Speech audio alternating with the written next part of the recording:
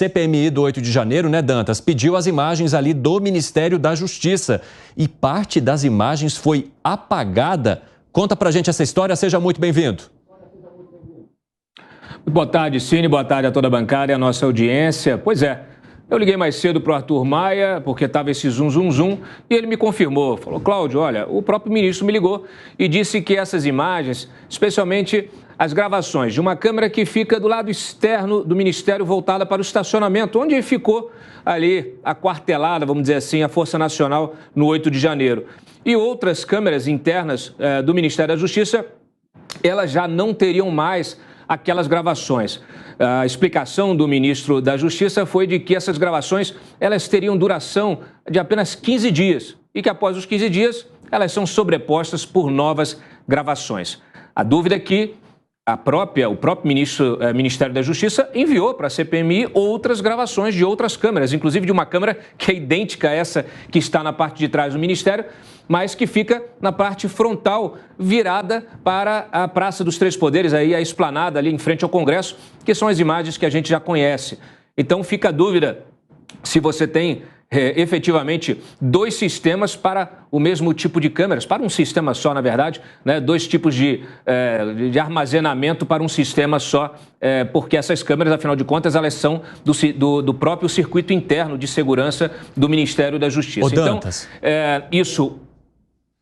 Pois é, sim. Então, isso coloca aí mais dúvida sobre, efetivamente, o porquê de essas imagens todas não virem à tona. Rapidamente, Dantas, eu queria entender de você se isso pode trazer também algum tipo de movimento da oposição, a exemplo do que contou agora o Bruno Pinheiro. Eles estavam ali reunidos. Há algum tipo de atitude que você acredita que possa ser tomada diante de imagens em que parte é apagada e que deveria estar na mão da CPMI?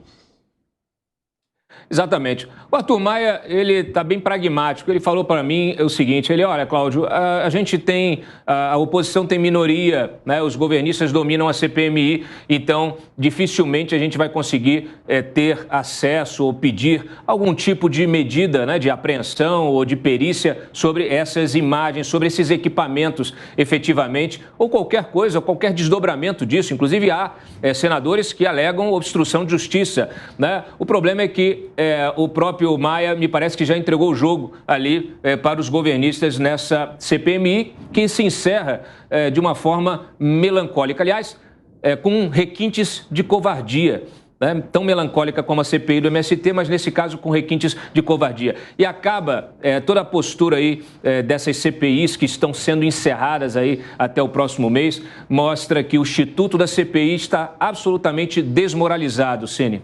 Muito obrigado pelas informações, viu, Cláudio Dantas? Eu quero aproveitar que a gente está nesse caminho e jogar também mais uma vez aqui para o nosso repórter Bruno Pinheiro. Vamos caminhar um pouquinho para cá na 1. Bruno está ao vivo e pode falar com a gente, porque enquanto o Dantas trazia essas informações sobre a câmera, o Bruno Pinheiro apurou ali que a CPMI faz um movimento em relação ao fato das imagens não estarem todas nas mãos do presidente da comissão. Bruno Pinheiro, está me ouvindo agora? Puxa vida!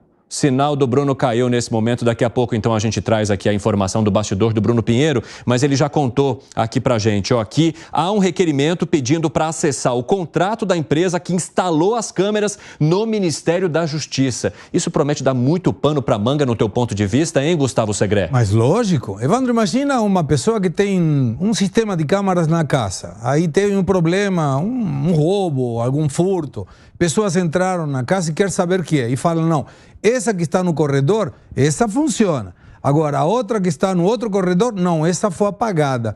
E aí chama a atenção, Evandro, porque imaginemos por um momento que o ministro Dinho está certo. E cada 15 dias eram apagadas as imagens. 15 dias é dia 23 de janeiro. Não é dia 30 de agosto. Estamos falando de 15 dias do 8 de janeiro, não de agora. E aí vem a outra pergunta, que é, como é possível que justo essas câmaras que mostrariam coisas que comprometem ao governo e provavelmente ao próprio ministro, essas apagaram as questões. Ninguém sabe por quê. E ninguém se assombra com isso, ninguém pergunta como isso é possível. a resposta certamente está no contrato, mas também é formal. O contrato não vai dizer, temos um contrato, a câmara 1 e 2 mantém as imagens, a câmara 4 e 5 cada 15 dias apaga. É impossível que isso aconteça. E aí vem a pergunta, será que não íamos encontrar nessas câmeras as mesmas imagens que foram basadas na época da má atuação da GSI dentro do Palácio do Planalto? Tomara que um dia consigamos a resposta. Fábio Piperno, isso te intriga? Claro que intriga, porque eu quero saber o seguinte, o conteúdo, né? O que essas imagens mostrariam. Eu não sei se ela compromete mais o GSI ou os invasores, ou a turma que tentou, enfim, a manada golpista, não sei. Então eu gostaria. Então eu imagino que a empresa contratada para isso tenha respostas. E também por isso eu gostaria mais ainda, e digo isso desde o começo, que o ex-ministro G. Dias, o general Gonçalves Dias, fosse ouvido. Fala, Gani. Bom, que a gente sabe que os manifestantes entraram, isso todo mundo sabe, né? Agora, a omissão interessava a quem? Esse é o ponto. Isso é um absurdo. As instituições no Brasil estão sendo jogadas no lixo. É algo que poderia desvendar o que está por trás do dia 8 de janeiro, inclusive a suposta omissão do governo federal, o crime comissivo por omissão. É a mesma coisa, né, que uma babá tá vendo lá a criança se afogando na piscina, indo em direção à piscina, e ela não faz nada propositalmente. É exatamente isso. Então, a quem interessa essa omissão? E aí, apaga-se. E, de repente, essa é a desculpa para a sociedade que poderia esclarecer a verdade. Apaga-se um fato. Há 15 dias as mensagens são apagadas automaticamente. Não houve backup disso? Isso. Numa questão importantíssima. Era para ter tido 10 backups dessas imagens, porque isso poderia esclarecer o que aconteceu no dia 8 de janeiro. E agora a gente fica à mercê de narrativas da esquerda do que aconteceu no dia 8 de janeiro. Esse é o ponto. É justamente isso que a comissão quer esclarecer nesse momento e sabendo, né, quem são as empresas que deveriam ter fornecido ou dado algum tipo de suporte para que as imagens ficassem ali reservadas e pudessem ser periciadas. Fala, Bruno Pinheiro, apuração tua de agora? Evandro, exatamente. Anteriormente eu estava olhando de um lado e do outro para tentar entender o que foi essa reunião. Já tenho a informação e consegui acessar um ofício, inclusive, que é do senador Eduardo Girão, que tem o objetivo de acessar o contrato de manutenção, a empresa que é responsável de realizar a instalação e a manutenção do anexo 1 e 2 do Ministério da Justiça e saber durante quanto tempo esse material que é filmado fica armazenado nesse dispositivo, ou seja, durante quanto tempo as imagens ficam salvas do anexo 1 e 2 do Ministério da Justiça.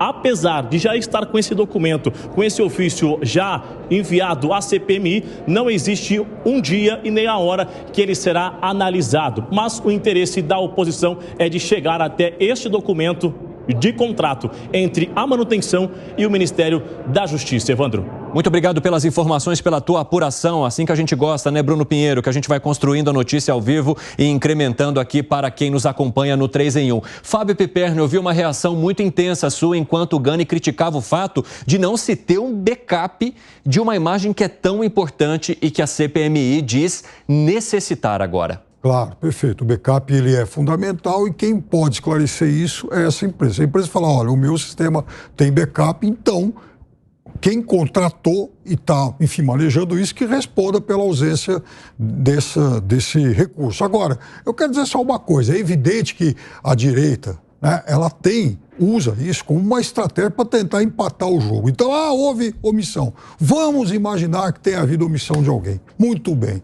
Houve omissão, mas quem colocou a turma golpista lá dentro, a turma da intentona, esses marginais, não foi exatamente a turma que queria... Mas quem facilitou a entrada foi o GSI, a comando do presidente Lula, Piperno. Se os marginais, vagabundos, não tivessem lá... Não houve um plano de contenção deles, facilitaram, possivelmente tinha até infiltrado, não fizeram nada. Os invasores não foram levados lá por marcianos. Não foram, mas foram facilitados por quem interessava. Marginais, brasileiros inescrupulosos que foram até o palácio. Piperno, houve conivência.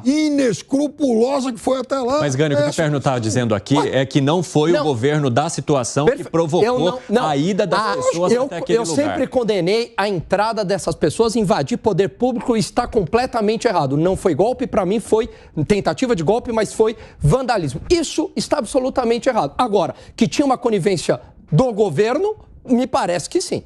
Agora, 5 horas em ponto, o pessoal da rádio está chegando aqui para se juntar à nossa programação, unidos em todas as plataformas, TV, YouTube, rádio. E neste momento a gente está discutindo, para você que chega agora ao 3 em 1, justamente o fato de parte das imagens do Ministério da Justiça, que foi pedida pelo presidente da CPMI do 8 de janeiro, ter sido apagada, segundo informações do próprio Ministério. E aí eu quero saber de vocês também se por meio desse requerimento que a CPMI apresenta neste momento, com o movimento da oposição, pode reverter essa situação de alguma forma, ir atrás da empresa que oferece o sistema, o suporte, a estrutura. Resolve alguma coisa neste momento, Gustavo Segré? Talvez não. Talvez essas imagens já foram apagadas, mas que chama atenção, chama atenção. E essa convocação pode melhorar para determinar responsabilidades. Sempre tem alguém que aparece, delete.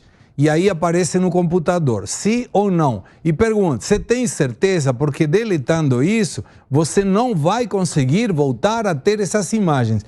Eu duvido que não foram olhadas essas imagens logo depois do dia 8. Com certeza, inteligência, polícia militar, a Polícia Federal, pessoas que estavam nessa investigação, com certeza pegaram todas essas imagens no dia 9 e já começaram a avaliar quem estava de um lado, quem estava do outro. Se você hoje chega perto de um lugar, de qualquer lugar público, você vai ter até uma identificação facial para saber quem é a pessoa que está entrando.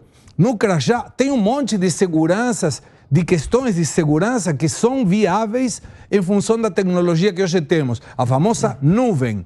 Muitas vezes, inclusive, não dá tempo de 15 dias para avaliar.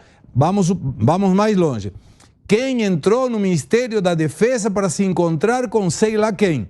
É de 2022. Essas imagens estão. É um ministério. Quer dizer que cada ministério tem um contrato diferente, sendo que é uma questão de segurança do Poder Executivo. Gente, é muito suspeito. E eu quero trazer mais uma informação também, que tem uma apuração, uma outra do Cláudio Dantas, e por isso eu quero acioná-lo para a gente incrementar aqui o nosso debate. Dantas, há uma necessidade ou um pedido da CPMI de que integrantes da Polícia Federal também fossem ali à comissão. Até agora não houve nenhuma resposta em relação a esse assunto. O que você tem?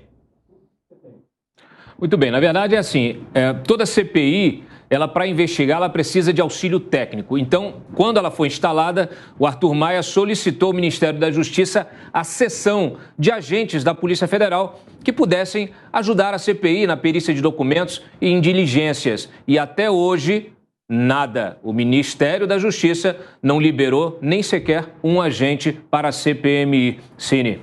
Muito obrigado pelas informações, Cláudio Dantas. Já vou jogar isso aqui para o nosso debate também. Vocês veem algum tipo de dificuldade sendo imposta pelo governo federal para ajudar com que a CPMI possa entender o que aconteceu exatamente no dia? Não somente o que levou a provocar aquele dia, mas as imagens e as informações e as perícias necessárias para compreender o dia em si do 8 de janeiro, Fábio Piperno?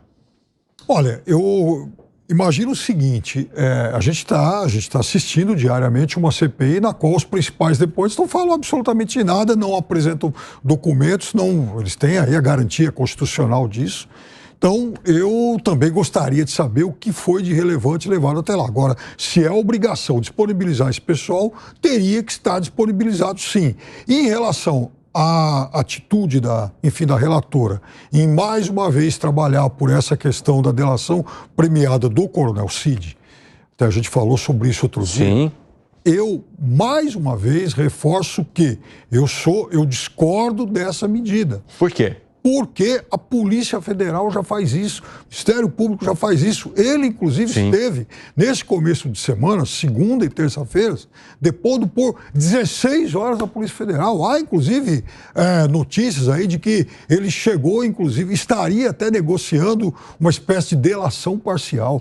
Então, se ele já ficou 16 horas lá, se lá ele já está negociando esse tipo de delação, não vejo por que a CPI querer fazer isso também. Piperno,